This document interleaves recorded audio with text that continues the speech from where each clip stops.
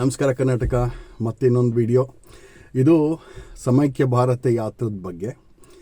ಈಗ ನಿಮ್ಗೆಲ್ರಿಗೂ ಗೊತ್ತಿರೋ ವಿಚಾರ ಏನಂತಂದರೆ, ನನ್ನ ಒಂದು ಹಳೆ ಕರಿಯರ್ನ ನಾನು ಬಿಟ್ಟೆ, ಹಳೆ ಬದುಕನ್ನು ಬಿಟ್ಟೆ, ಇಲ್ಲಿ ಬಂದೆ, ಹೊಸ ಬದುಕನ್ನು ಕಟ್ಟೋದಕ್ಕೆ ಕೂತಿದ್ದೀನಿ. ಹೊಸ ಬದುಕಲ್ಲಿ ಹೊಸ ಒಂದು ಆಸೆಗಳನ್ನು ತಮ್ಮ ಮುಂದೆ ಇಡ್ತಾ ಬರ್ತಾಯಿದ್ದೀನಿ. ಆದಷ್ಟು ಕೆಲಸಗಳು ಅದ್ರ ಬಗ್ಗೆ ಆಗ್ತಾಯಿದೆ.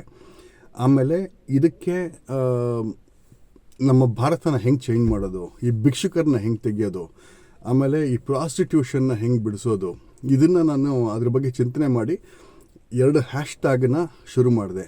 ಆಗಸ್ಟ್ 15ರಂದು ಇಂಡಿಪೆಂಡೆನ್ಸ್ ಡೇ ದಿನ. So #India has no beggars, #India has no prostitute ಅಂತ. ಸೊ ಇದ್ರ ಬಗ್ಗೆ ನನ್ನದು ನಿರಂತರ ಕೆಲಸ ಇದೆ.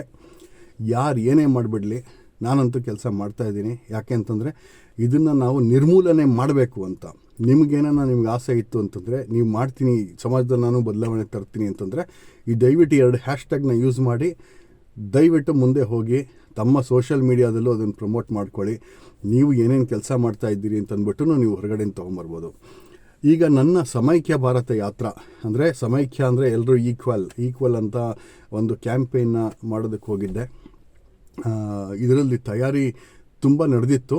ಆದರೆ ನಾವು ಒಂದು ಮೀಡಿಯಾ ಆ್ಯಡ್ ಏಜೆನ್ಸಿನ ನಾವು ಎಂಗೇಜ್ ಮಾಡಿದ್ವಿ. ಅಂದರೆ ಕಾಂಟ್ರಾಕ್ಟ್ ಇರಲಿಲ್ಲ ನಮ್ಮ ಹತ್ರ, ಇಲ್ಲವೂ ಇಲ್ಲ. ಈಗ ನನಗೆ ಆ ಮೀಡಿಯಾ ಏಜೆನ್ಸಿನ ಇಂಟ್ರಡ್ಯೂಸ್ ಮಾಡ್ತಕ್ಕಂಥವ್ರು ನಮ್ಮ ಸಿನಿಮಾ ಆ್ಯಕ್ಟರ್ದಲ್ಲ, ಶ್ರೀನಾಥ್ ಅಂಕಲ್, ಅವರ ಮಗ ರೋಹಿತ್ ನಾನು ಇಬ್ಬರು ಕ್ಲಾಸ್ಮೇಟ್ಸು. ತಮ್ಮ ಮುಂದೆ ನಾನು ಶೇರ್ ಮಾಡ್ಕೊಂಡಿದ್ದೀನಿ. ಬಹಳ ವರ್ಷದಿಂದ 30-35 ವರ್ಷದ ಪರಿಚಯ ನನಗೆ ಅವನಿಗೆ.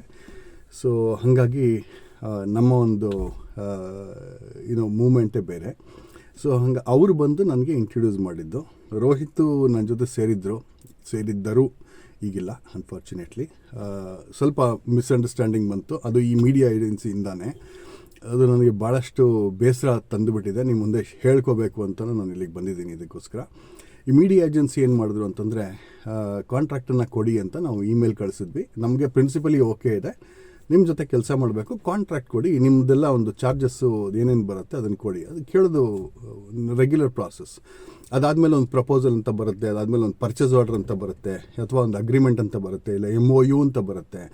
ಇದೆಲ್ಲದನ್ನು ಪ್ರಾಸೆಸ್ನ ಅಳವಡಿಕೆ ಮಾಡಿಕೊಂಡು ಅದಾದಮೇಲೆ ನಾವು ಪರ್ಚೇಸ್ ಆರ್ಡರ್ನ ರಿಲೀಸ್ ಮಾಡಿ ಇಂತಿಂಥ ಕೆಲಸನ ಹಿಂಗೆ ಅಂತ ಯೂಸ್ ಮಾಡ್ಕೋತೀವಿ. ಇದು ರೆಗ್ಯುಲರ್ ಪ್ರೊಸೀಜರ್. ಇದು ನಾನು ನಡೆಸ್ತಾ ಇರ್ತಕ್ಕಂಥದ್ದು ಅನಿತಾ ಹ್ಯುಮ್ಯಾನಿಟೇರಿಯನ್ ಫೌಂಡೇಶನ್. ಇದೇನಂತಂದರೆ, ಇದು ನಾನ್ ಗೌರ್ಮೆಂಟಲ್ ಆರ್ಗನೈಸೇಷನ್. ಇದನ್ನು NGO ಅಂತ ಕರಿತೀವಿ. ಇದರಲ್ಲಿ ನಾವು ಮನಿ ಲಾಂಡ್ರಿಂಗ್ ಮಾಡೋಕ್ಕಾಗಲ್ಲ. ನನಗೆ ಸಂಬಳ ಅಂತಲೂ ಬರಲ್ಲ. ಅನಿತಾ ತೊಗೊಂಡಿರೋಂಥ ಸಂಬಳ 2018. ಅದಾಗಿದ ಮೇಲೆ ನನ್ನ ಹೆಲ್ತ್ ಇಶ್ಯೂಸ್ ಶುರುವಾಯಿತು. ಅದಾಗಿದ ಮೇಲೆ ನೀವೆಲ್ಲ ನೋಡ್ಬೋದು, ಇನ್ಕಮ್ ಟ್ಯಾಕ್ಸಿಂದೆಲ್ಲ ನಾನು ಕೊಡ್ತೀನಿ, ಎಲ್ಲ 000 ಅಂತಲೇ ಇದೆ.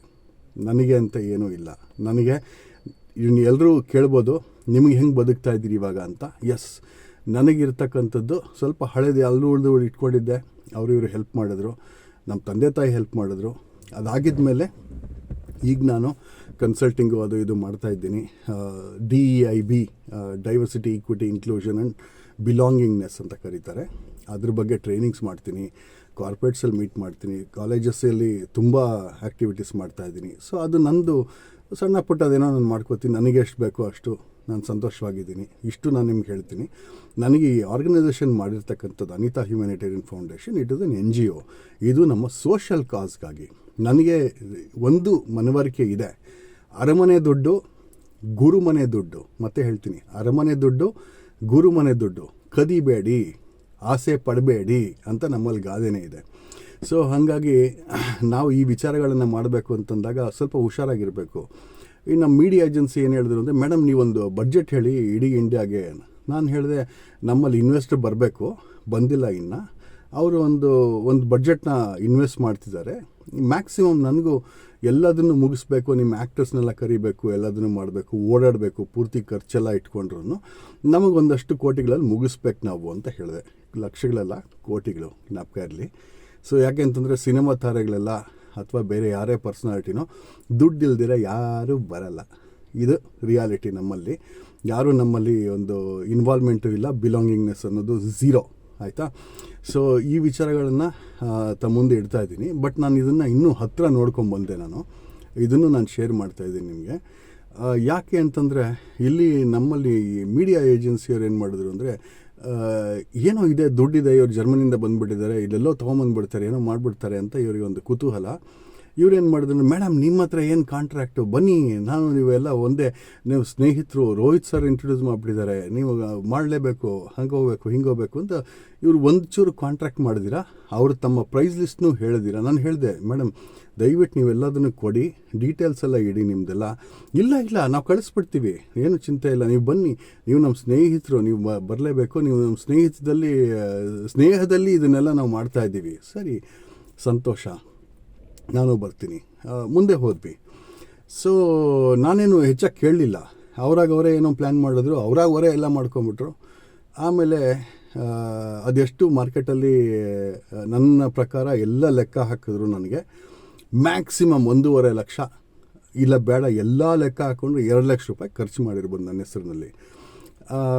ಆಮೇಲೆ ಯಾಕೋ ಹೋಗ್ತಾ ದಾರಿನಲ್ಲಿ ಒಂದು ಸ್ವಲ್ಪ ಬಿಹೇವಿಯರ್ ಚೇಂಜ್ ಆಗ್ತಾಯಿತ್ತು. ನಾನು ಹೇಳಿದೆ, ಇಲ್ಲಿ ನಮ್ಮ ಇನ್ವೆಸ್ಟ್ರು ಬರಲಿಲ್ಲ, ಅವ್ರು ಇನ್ವೆಸ್ಟ್ರು ಬರಬೇಕಾಗಿತ್ತು ಅಂತ ಒಂದು ಸೆಂಟರ್ನಲ್ಲಿ ಒಂದು ಇನ್ಫಾರ್ಮೇಷನ್ ಕೊಟ್ಟೆ ಅವರಿಗೆ.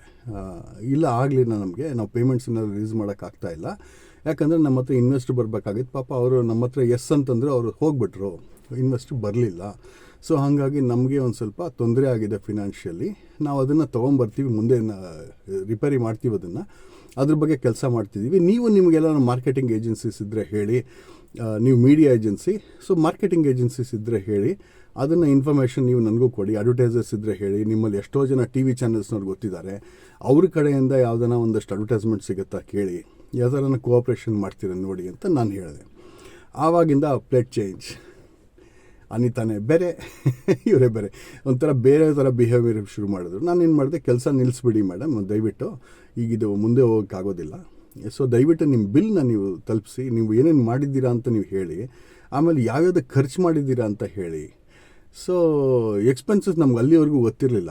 ಇವ್ರೇನು ಮಾಡಿದ್ದಾರೆ ಅಂದರೆ ಪ್ಲ್ಯಾನಿಂಗ್ ಮಾಡಿದ್ರಂತೆ 2 ತಿಂಗಳು ಕೂತ್ಕೊಂಡು. ಆಮೇಲೆ ಶೂಟಿಂಗ್ ಮಾಡಿದ್ರಂತೆ 50 ವೀಡಿಯೋ. ನಾನು ಇಡೀ ಇಂಟರ್ನೆಟ್ಟಲ್ಲಿ ಹುಡುಕಿದ್ರೆ 20 ಸಣ್ಣ ವೀಡಿಯೋ, 30 ಸೆಕೆಂಡು, 40 ಸೆಕೆಂಡು, 1 ನಿಮಿಷ ವೀಡಿಯೋ ಬಿಟ್ಟರೆ ಬೇರೆ ಇನ್ಯಾವುದು ಸಿಕ್ಕಿಲ್ಲ ಇದು. ಆಮೇಲೆ ಒಂದು 2-3 ಚಾನಲಿಗೆ ಕರೆದೋದ್ರು, ಅದೇನು ಮಾಡಿದ್ರು ಗೊತ್ತಿಲ್ಲ, ಇವ್ರ ಜೊತೆಗೆ ಬಂದು ಹೋಗಿದ್ದಾರೆ. ಆಮೇಲೆ ಸೋಷಿಯಲ್ ಮೀಡಿಯಲ್ಲಿ ಒಂದೇ ಒಂದು ಪೋಸ್ಟು ಇಲ್ಲ, ನೀವೇ ಚೆಕ್ ಮಾಡ್ಬೋದು. ಅನಿತಾ ಫೌಂಡೇಶನ್ ಅಂಥೇಳಿ ಅವ್ರು ಮಾಡಿದ್ದಾರೆ, ಅದು ಅವ್ರ ಕೈಲೇ ಇದೆ ಕಂಟ್ರೋಲ್ಸ್ ಎಲ್ಲ, ಒಂದೇ ಒಂದು ಪೋಸ್ಟ್ ಇಲ್ಲ. ಆಮೇಲೆ ಅವ್ರು ಮಾಡಿರ್ತಕ್ಕಂಥ ಕೆಲಸ ಏನಂತಂದರೆ, ಈ ಒಂದು 2-3 ಮೀಟಿಂಗ್ ಇಂಟ್ರಡ್ಯೂಸ್ ಮಾಡಿದ್ರು. ಶರಣ್ ಸರ್ನ ನನಗೆ ಪರಿಚಯ ಮಾಡಿದ್ರು. ವಿಜಯ ರಾಘವೇಂದ್ರ ಸರ್ಗೆ ಅವ್ರ ಆಫೀಸಿಗೆ ಕರೆದಿದ್ರು, ಯಾಕೆಂದರೆ ಅವ್ರದ್ದೊಂದು ಶೋ ನಡೀತಾ ಇದೆ, ಅವರ ಶೋ ಹಿಡ್ಕೊಂಡು ನನ್ನನ್ನು ಸೇರಿಸಿ ಮಾರ್ಕೆಟಿಂಗ್ ಮಾಡಿದ್ರು. ಇವರು ಇದ್ದಾರೆ, ಇವರು ದೊಡ್ಡವರು, ಅದು ಇದು ಅಂಥೇಳಿ ಮಾತಾಡಿದ್ರು.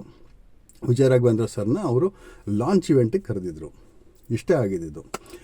ಆಮೇಲೆ ಇನ್ನೊಂದು 4-5 ಶೂಟಿಂಗ್ ಮಾಡಿದ್ರು ನನ್ನ ಜೊತೆಗೆ ಬಂದು. ಅದು ಯಾವುದೋ ಒಂದು ಬೈಕಲ್ಲೆಲ್ಲ ಹೋಗಿದ್ವಿ ಈ ಹಾಸನ ಕಡೆಗೆ. ಆ ವಿಡಿಯೋನೂ ರಿಲೀಸ್ ಆಗೋದು ಇಲ್ಲ ಅಂತ ಕಾಣುತ್ತೆ. ಅವ್ರಿಗೆ ಮಾಡಿಲ್ಲ, ಅವರು ಯಾವ ಇನ್ಫಾರ್ಮೇಷನು ಹೊರಗಡೆ ಕೊಟ್ಟಿಲ್ಲ. ಆಮೇಲೆ ಇನ್ನೊಂದು 2-3 ಐಲೈಟ್ ಅಂತ ನಾನು ನಿಮ್ಗೆ ಹೇಳಿದೆ. ಹೈಲೈಟ್ ಅಂತಕ್ಕಂಥದ್ದು ಒಂದು ವೆಬ್ಸೈಟು, ಅದು ಅರಿವು ಮೂಡಿಸ್ತಕ್ಕಂಥ ಒಂದು ಯೂನಿವರ್ಸಿಟಿ ವೆಬ್ಸೈಟು. ಡಾಕ್ಟರ್ಸು, ಪ್ರೊಫೆಸರ್ಸ್ನ ರೆಕಾರ್ಡ್ ಮಾಡಿದ್ದೀವಿ. 3 ವೀಡಿಯೋ ಮಾಡಿದ್ದಾರೆ ಇವರು, ಅಷ್ಟೇ. 3 ವೀಡಿಯೋ ರೆಕಾರ್ಡಿಂಗ್ ಮಾಡಿದ್ದಾರೆ, ಕ್ಯಾಮ್ರಾ ಇಟ್ಬಿಟ್ಟು ರೆಕಾರ್ಡಿಂಗ್ ಮಾಡ್ಕೊಂಡು ಹೋಗಿದ್ದಾರೆ. ಈ ಥರ ನೀವು ಮಾತಾಡ್ತಾ ಇರೋ ಥರ ರೆಕಾರ್ಡಿಂಗ್ ಮಾಡ್ಕೊಂಡು ಹೋಗಿದ್ದಾರೆ. ಇದಿಷ್ಟೇ ಆಗಿರತಕ್ಕಂಥದ್ದು. ಇದಕ್ಕೆ ಅವರ ಬಿಲ್ಲು 38 ಲಕ್ಷ ರೂಪಾಯಿ. ನಾನೇನು ಮುಂದೆ ಹೇಳೋಕ್ಕಾಗ್ತಾ ಇಲ್ಲ. 38 ಲಕ್ಷ ರೂಪಾಯಿ ಬಿಲ್ಲು. ಅದು ಏನು, ನಾನು ಡೀಟೇಲ್ಸ್ ಕೇಳಿದ್ರು, ಡೀಟೇಲ್ಸ್ ಇಲ್ದಿರೆ A4 ಸೈಜ್ ಪೇಪರ್ನಲ್ಲಿ ಒಂದು ಇನ್ವಾಯ್ಸ್ ಕಳಿಸ್ಬಿಟ್ಟು ನೀವು ಇದನ್ನು ರಿಲೀಸ್ ಮಾಡಿ ಅಂತ ಹೇಳ್ತಾ ಇದ್ದಾರೆ. ಇದು ಯಾವ ನ್ಯಾಯ? ಇದನ್ನು ನಾನು ಕೇಳಿದಾಗ ನನ್ನ ಸ್ನೇಹಿತ ರೋಹಿತ್ ನನ್ನ ಸ್ನೇಹನ ಬಿಟ್ಟು ಹೋದ. ಸೊ ಇದು ಒಂದು ಡೆವಾಸ್ಟೇಷನ್ ಎಫೆಕ್ಟು. ಯಾಕೆಂತಂದರೆ ನಾನು ಕೇಳಿದೆ, ಇದೇನಿದು ಚೀಟಿಂಗ್ ಆಗ್ತಾ ಇದೆಯಲ್ಲ, ಯಾರೋ ಒಬ್ಬರು ಮನೆಗೆ ಕರಿತೀರಾ, ಊಟ ಹಾಕ್ತೀರಾ, ನೀವು ಬೇಡ ಅಂತಂದ್ರೆ ಬಿಲ್ ಕೊಡಿ ಅಂತಂದ್ರು ನೀವು ಊಟ ಹಾಕ್ಬಿಡ್ತೀರಿ, ಇರಿ ಅಂತ ಗಲಾಟೆ ಮಾಡ್ತೀರಿ. ಅದನ್ನೆಲ್ಲ ಮಾಡಿಬಿಟ್ಟು ನೀವೇ ಬಲವಂತವಾಗಿ ಮಾಡಿಬಿಟ್ಟು, ಬಲವಂತ ಮಾಗಸ್ನಾನ ಅಂತ ಕರಿತೀವಲ್ಲ, ಆ ಥರ ಆಗೋಯ್ತು ನನಗೆ.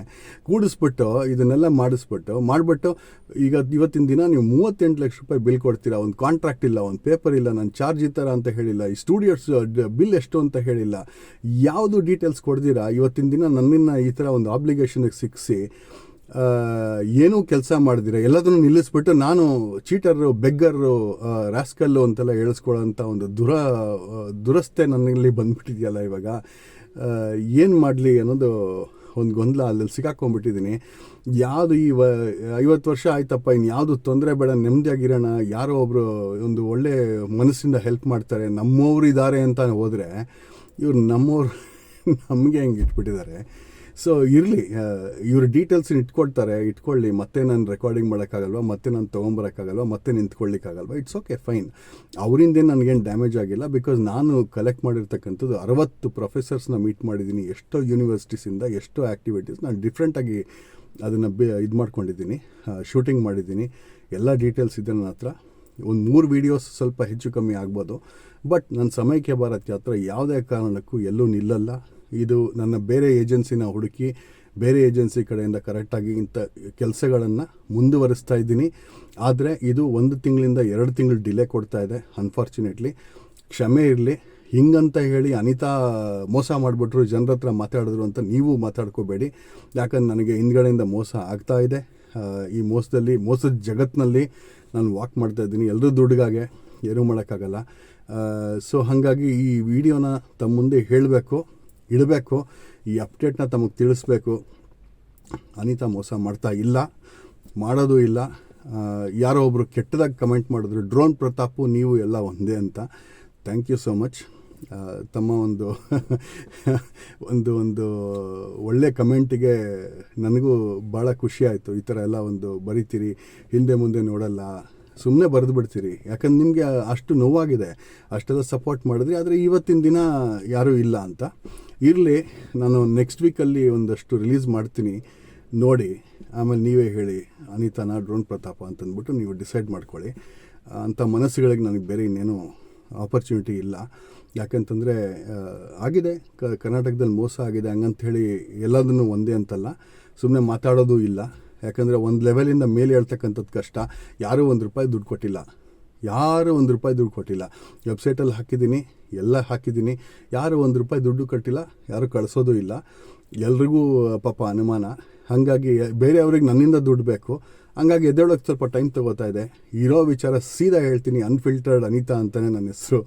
ಇನ್ನೊಂದು ನೀವು ಕೇಳಬೇಕು ಅಂತಂದರೆ, ಯಾಕಂದ್ರೆ ನನ್ನ ಹತ್ರ ಮನಸ್ಸಲ್ಲಿ ಯಾವುದೂ ಇಟ್ಕೊಳ್ಳಲ್ಲ, ಇರೋದನ್ನು ಕ್ಲೀನಾಗಿ ಹೇಳ್ತಕ್ಕಂಥದ್ದು, ಪ್ರೆಸೆಂಟೇಷನ್ ಕೊಡ್ತಕ್ಕಂಥದ್ದು ನಿಮ್ಮ ಮುಂದೆ. ಇನ್ನು ಮುಂದೆ ನಿಮಗೆ ಬಿಟ್ಟಿದ್ದೀನಿ, ದಯವಿಟ್ಟು ಕ್ಷಮೆ ಇರಲಿ. ಆದಷ್ಟು ಬೇಗ ನನ್ನ ಕೆಲಸಗಳು ಮುಂದುವರಿಯುತ್ತೆ. And I am very very serious. And ಇದನ್ನು ಮುಂದೆ ತೊಗೊಂಡು ಹೋಗೋಣ. ಧನ್ಯವಾದ. ತಮ್ಮ ಸಪೋರ್ಟ್ ಇದೇ ಥರ ನಿರಂತರವಾಗಿರಲಿ. ನಮಸ್ಕಾರ.